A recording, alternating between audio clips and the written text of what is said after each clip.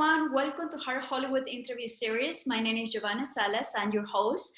Today we have a community leader with us. His name is Phil Brook, the president of a studio talent group in Santa Monica Arts, a commissioner of Brook on Your Block, and former president at California Association of Park and Recreation Commissioners and Board Members. Hello, Phil. How are you doing today? I'm good. How long did the studio talent group has been working with actors? We're in our 25th year, and we represent actors for film, television, theater, commercials, some print, and some literary as well. How did you transition from being an actor to becoming a talent manager? Total accident. I came off a television series. It was canceled. Not my fault. And, while I was doing that, I went back to my first love, which was teaching. And I was teaching in the inner city in downtown Los Angeles. Two of my 8th grade students really wanted to become actors. And I tried to help them. I took them to get headshots. And the headshot photographer was trying to manage some actors. And I said, I need these kids have no money. They lived in the poorest square mile of Los Angeles, the Pico Union District. And I said, can you take their headshots for free? And he said, well, I'm starting to try and manage some actors. If you come help me, then I'll exchange some time that you spend with me for taking their headshots. So I did that. And that's how I ended up getting into representing actors. It was a total accident. It ruined my acting career. Well, I think it was very kind on your part to do that for the actors. Yeah, it was just something. One of the 8th grade students, Isabel, had tried to commit suicide during the school year. And 8th grade, she tried to swallow bleach, something President Trump's been talking about. And it didn't kill her, thank God. But the county put her into a rehab facility at 13 in Newport Beach. Her parents in the Pico Union area, one parent was a Jehovah's Witness, the other was an alcoholic. They were immigrants from El Salvador. And as far as they were concerned, she had disgraced the family. So they wouldn't see her. They wouldn't go to visit her at all during rehab. So every Saturday morning, I would park in the teacher parking lot, open my car doors, and whatever students wanted to visit her, the students who loved her and her friends, I would drive them an hour to Newport Beach every Saturday morning so they could visit her, because in my way of reasoning, nobody would want to commit suicide if they knew they were loved and cared for. So she was one of the 2 students that I tried to help. Well, I think that's in you. I can feel that it's you and your passion for teaching. Not everyone has that same passion. And I think a lot of that same passion has come to the way that I represent actors. I represent them as individuals. We care about the actors we represent. They are not just, here's your headshot and we never want to see you again. If you're an actor with us, we expect that once a month, new actors are going to come in and have a meeting with us. Now, with COVID-19 and everything else, it may in fact be a video meeting or something. But if you are an actor and we decide to represent you and you just hand us your headshots and walk away, we will figure you don't care about your career, and we probably won't care about you as much either, because part of this is we need to feed off your passion, and you need to make sure that we're passionate about your career and passionate about you. Saying this, why is it important to get an agent or a manager? You need someone to represent you, someone to carry a flag for you, someone to carry a banner and say that we believe in you. And look, you can't get good auditions without representation, because you only see so much as an actor. The auditions for television and film, the major shows, are shielded so that actors don't have that chance to get in there and audition. So you have to have an agent or manager. You have to have someone that knows you, knows what your attributes are, knows what your ability is, and is willing to put themselves on the line to try and help your career. Now, Dave, when you say that representation is very important, so many actors always look for the right management, the right agent. How did they know that they found someone that they can work with? I think, look at, when you come in, when an agent or manager says they'll meet with you, you are interviewing that agent or manager. It's your career, you know, and that's very important for all of you to remember. You are CEO of your own company. And as CEO, you're hiring managers and agents. If you hire a manager, the manager is the chief operating officer of your company. If you hire agents, they're vice presidents of your company. So now you've become your own corporate entity with people there who were hired because they believe in you and they're not getting paid until you work, but they're saying they'll work for you on spec.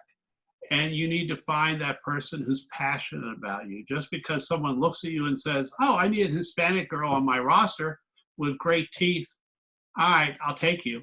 Well, that's not reason enough for someone to represent you. All right, they have to know your work. They have to have a vision for where they believe your career can go. You should have a vision for where you believe your career can go as well. What would be some of your suggestions for when the actors go to audition and they want to get the role, but sometimes they don't get that role? That's okay. The object is, you're never actually going in for that role. You're going in for every single role that casting director will ever cast the rest of your life.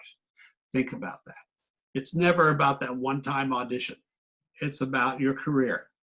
They will see you again if you're good. So it means that you have to be a prepared performer. You have to be in training. I use the analogy that it's the same as if you were Kobe Bryant, who unfortunately passed away 3 months ago. And everyone referred to his attitude as the Mamba attitude. You know, he was going to fight through everything to get there. That meant he was going to work so incredibly hard. He was going to train. He was going to do everything he had to do to become a wonderful actor. Well, that's what you're doing when you're going for an audition. You need to look at it and go, I've worked so incredibly hard to get here. Now I'm finally in front of this cast director for 5 minutes. That 5 minutes can change my life. But instead of being worried and nervous, transfer that into excitement. I finally get to show what I've worked on. And that means you go in to each and every audition knowing that you're going to do the best that you possibly can, and you're going to be prepared. You're going to have trained, and you're going to train with the best teachers in your city. You're going to make sure that you do the same thing as if you were an athlete. You know, they used to talk, Kobe Bryant would shoot 10,000 free throws a day and just sit and shoot. Well, you're doing the same thing, but with acting, making sure you have monologues, making sure your cold reads are there, making sure your materials are there, so that when you go in for that audition, you are absolutely, totally prepared to do your best work. And you know what? If they don't hire you, but you walk out of that room saying, I was the best I could be today, and you walk out smiling, then you won, because they will call you back. And it's, the last part of this is, it's a little bit like, you know, we all go to restaurants to eat. And so we know when we leave a restaurant, if it's so good that we want to go back and eat there again, that the experience and the food and everything were fantastic. And if you only go to that restaurant once, and everyone only goes once, the restaurant goes out of business. But if they can get repeat business, they stay, and they stay for years and decades as a restaurant, right? Musso and Frank's in Hollywood has been in the same place. I love Musso and Frank's. It's one of my favorite places, and they celebrated their 100th anniversary last year. 100 years. So a lot of people have wanted to go back and have those great martinis and those great steaks and the great food over and over again. It's the atmosphere. And so for an actor, you're doing the same thing. When you walk out of that room, you want that casting director or that producer or director to want to see you again.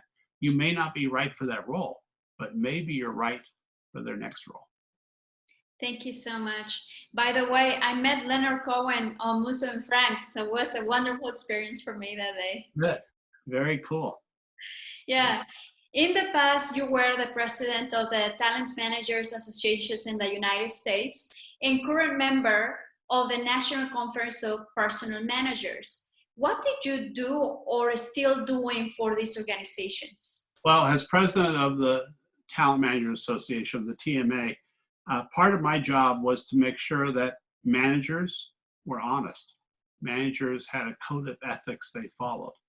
And the managers who agreed to become members had to follow a code of ethics so that they would be fair and honest with their clients in terms of commission and in how they represented them.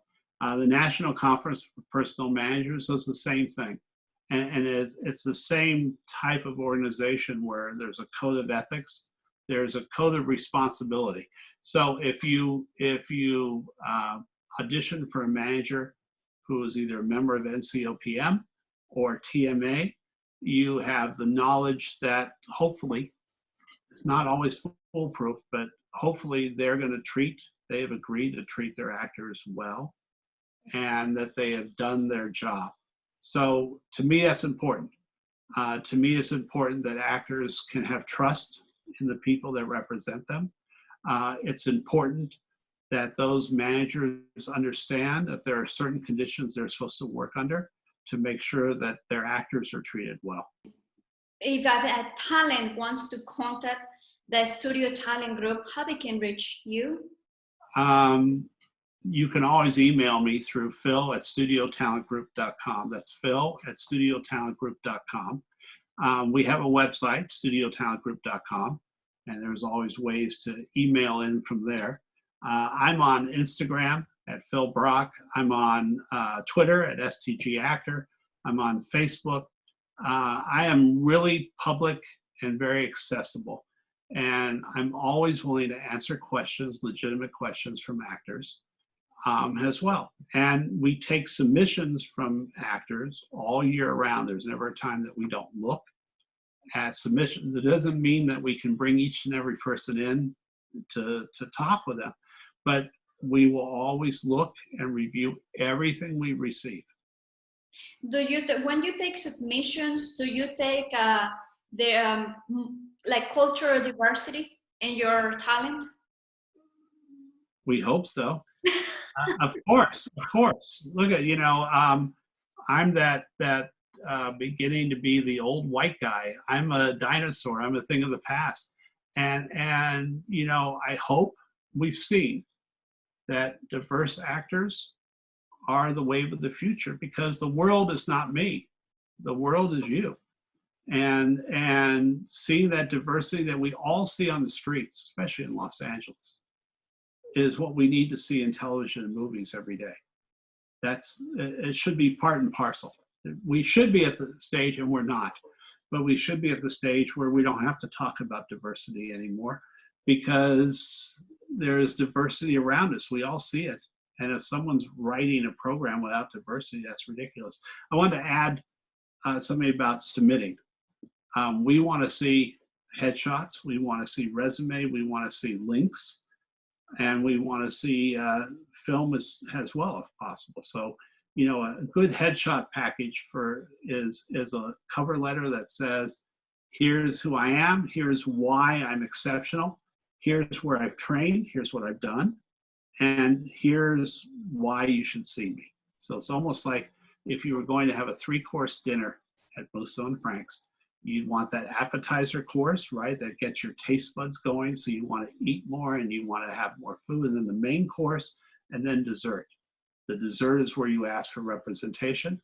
The main course is where you tell us where you've trained. Here's what I've been in. And the first course is that appetizer. That's something to entice me.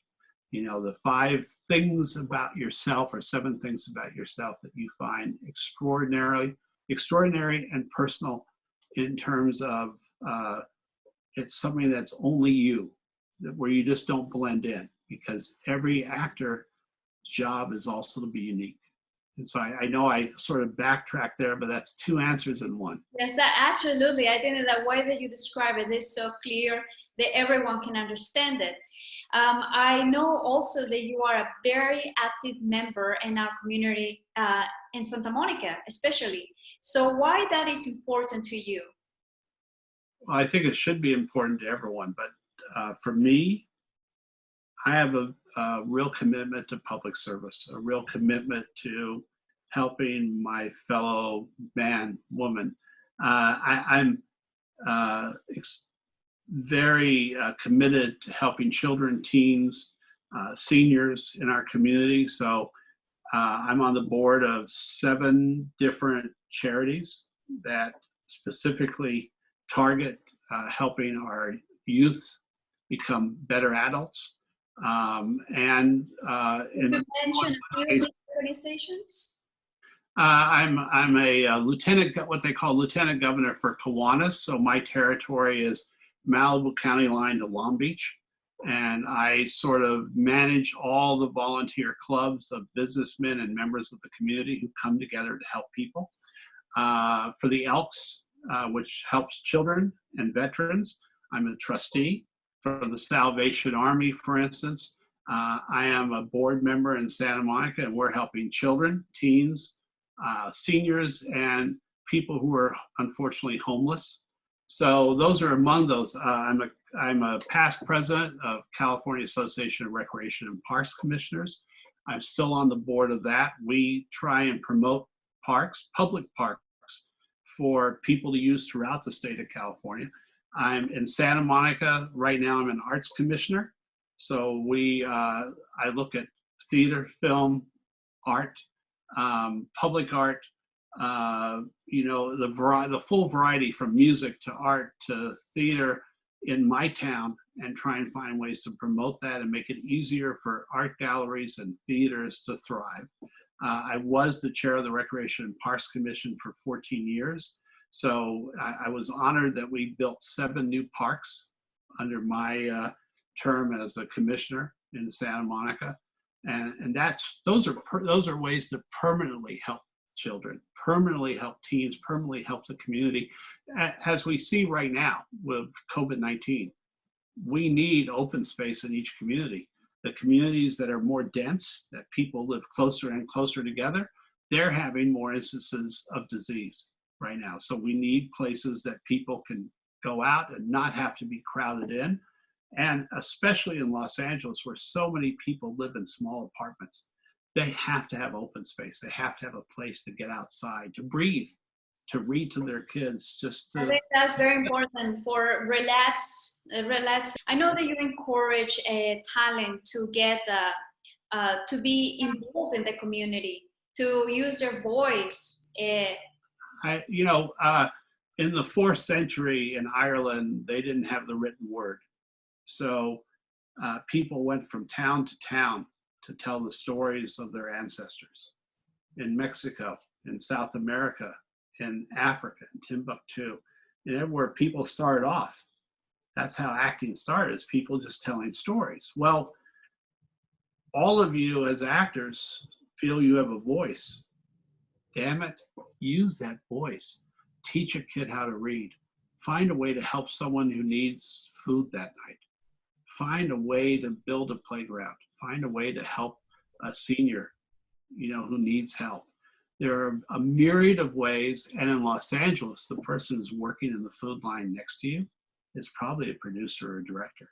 So it's also networking, but it is so important. And look, there's never been a day that I have helped the youth. We just funded through one of my organizations, we're funding a home for homeless college students right now at UCLA and also at Santa Monica College. People who they've gotten aid from the state to go to college, but they're having to give that aid to their parents who otherwise will be thrown out of an apartment. So we're buying or leasing places where we can have those students stay safely and have a place to sleep. Well, those things they should be near and dear to everyone's heart. How do you get involved in your community? Be a small-time community organizer, because as an actor, you have a voice. use that voice. Use that voice to help people. Because when you're acting, it's you hope that you get that one film where you get to change someone's mind. It's not only about making them smile or feel. You want them to feel as an actor. But if you could find that way to make someone change their thinking, well, you can also do that as an actor just on your street, just in your city. What are some of the most memorable experience that you have while working with talent? Oh, I love, one of the ones I was just thinking about was one of my actresses had been on a 1960s sitcom that was a very famous sitcom. And it was #1 in the nation at the time. And so the Emmys were having reunions for the Emmy presenters that year from stars of the 50s, 60s, 70s, 80s, and 90s from different sitcoms. And being in that green room with my actress and looking around and seeing people that I used to watch when I got to stay home from school because I'd faked being sick. And then looking and going, oh my God, I'm staying next to them. That was amazing. One of my actors accepted a TV Land Award for his career, and he gave that to me. It's in my office, and for a Lifetime Achievement Award. But seeing that actor who had been acting without another job for 65 years was a phenomenon. So, and look, it can come down to just as much as when you're excited because someone books their first job, because they actually book something, you know, and it's their first television episodic, and yes, we got them on their way. And I'm excited about those things too. It doesn't matter whether it's, you know, I quoted a couple of big programs, but to me, it's just as important when someone books their first episode, you know, or when one of my actresses 2 months ago called to say she was pregnant. And there's part of you that's like, ugh, that means she'll be off the roster for a while. But then there's this other part that you're so happy for her, because a lot of my actors have also become very close friends over the years. Well, I think that that's a wonderful relationship for both the talent and yourself. And well, it has been wonderful also to have this interview with you. There is anything else that you would like to share or suggest for our audience here at Heart of Hollywood? Very simple.